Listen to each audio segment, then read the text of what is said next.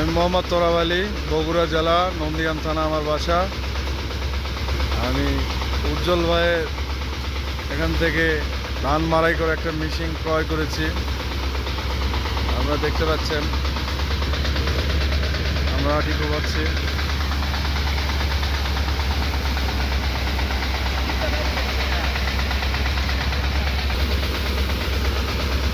এই হচ্ছে এখন আমার গাড়ি, খুব সুন্দরভাবে সরিষা মাড়াই করতেছি। আল্লাহর রহমতে ভালো চলতেছে। ধন্যবাদ জানাই উজ্জ্বল ভাইকে।